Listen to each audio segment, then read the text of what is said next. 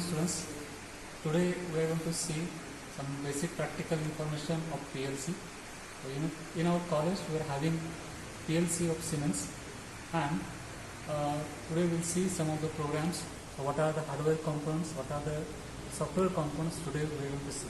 Okay, so this is the PLC in our lab. This company is provided by MTAP, but right now this is the PLC from Siemens company.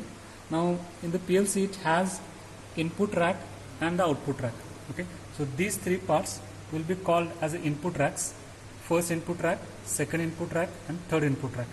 So in the first it is given as I0. So I0 represents first input rack, I1 represents second input rack, and I2 represents the third input rack. And similarly for the output, so instead of writing O, so they might be written as Q, Q0 and Q1. Okay, so there are from 0 to 7 8 pins for the output.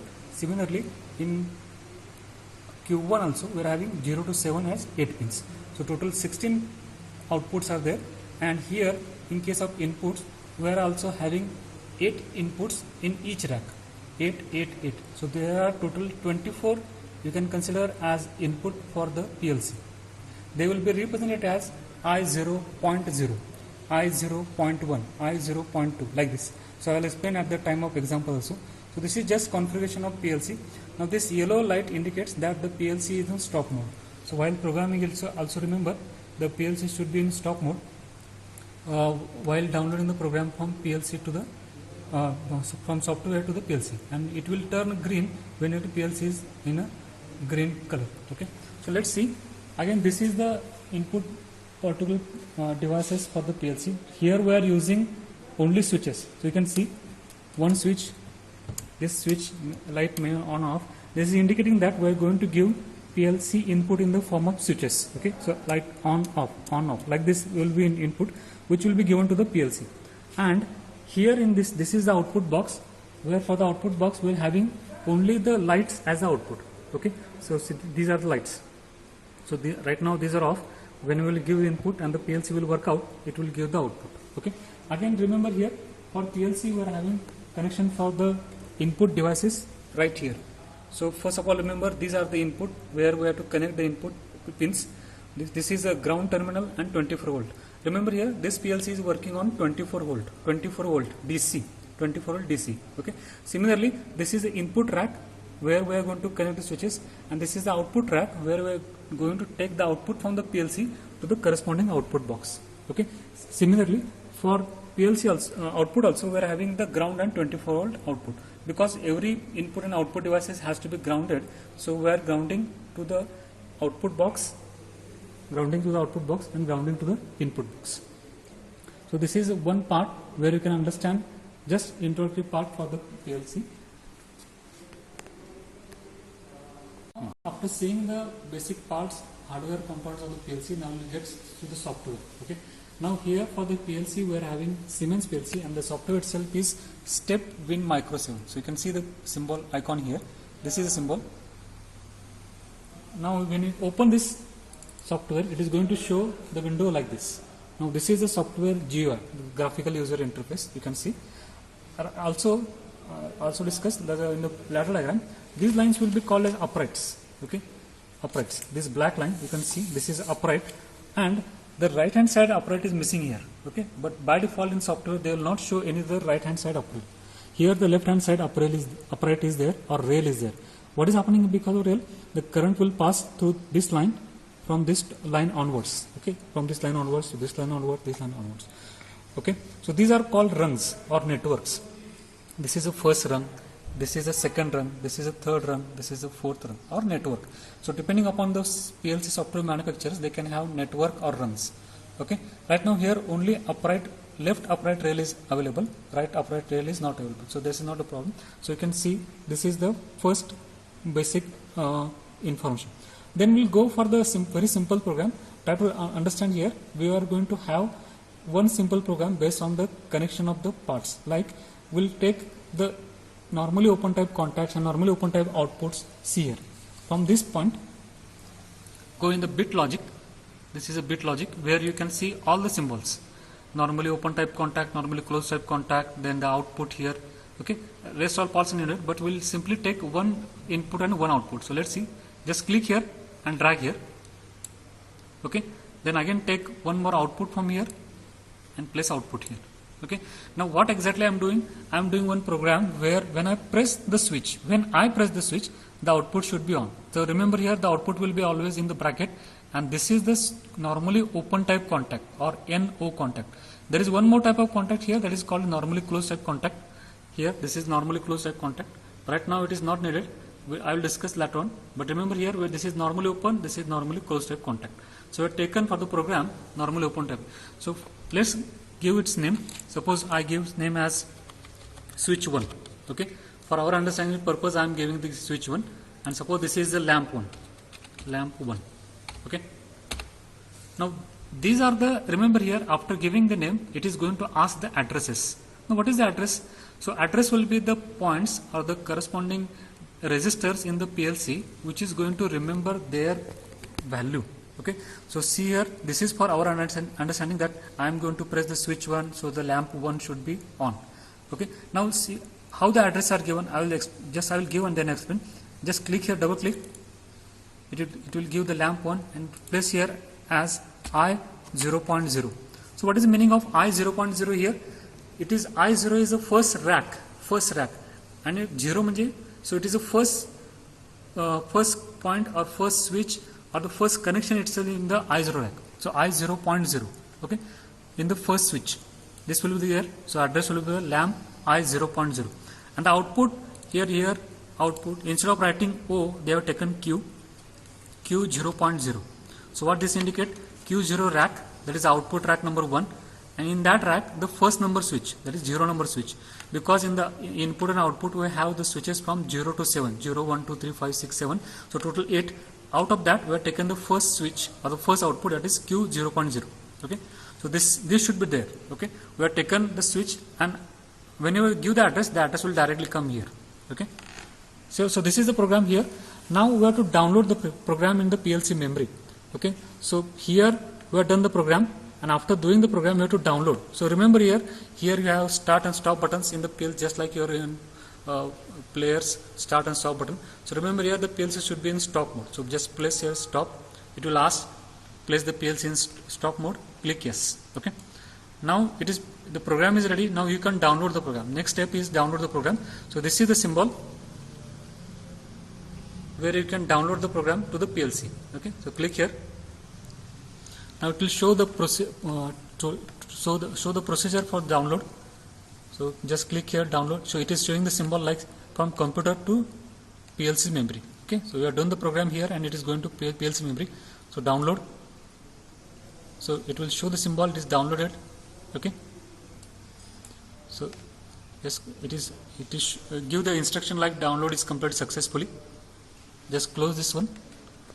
Okay. Then place the PLC in the run mode. Okay, run mode. Yes. Okay. Now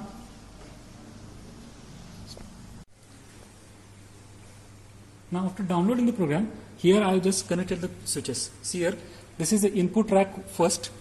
This will be called as I0 rack, I1 rack and I2 rack. Okay. So we have 3 input racks based on the PLC.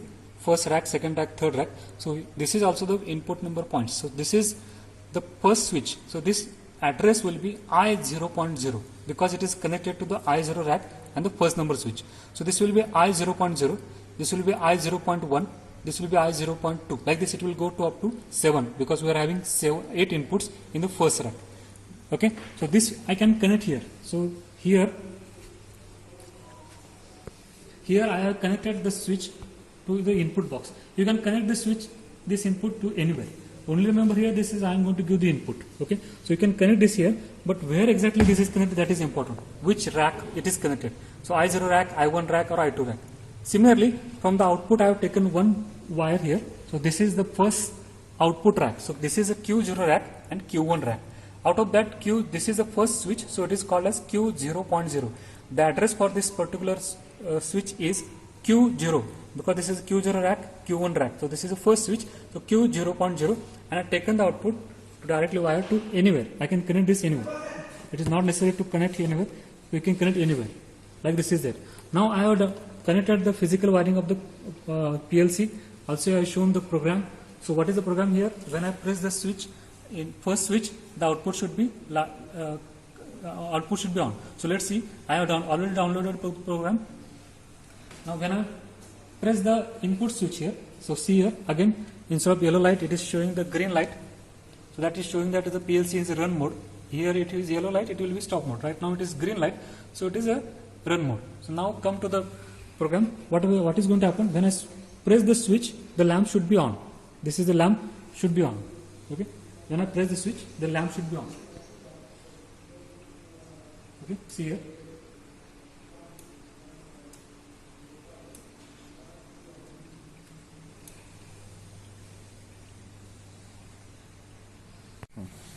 Just I mentioned, after connection, the PLC will be on. Just okay. Now when I press the switch, on, this you can connect anywhere at this point can be connected. Only remember that you have to connect at the first input, that is input rack switch number 1, and you can connect anywhere on this particular board, and the output will be, this light will be on. Okay. When I press the switch on.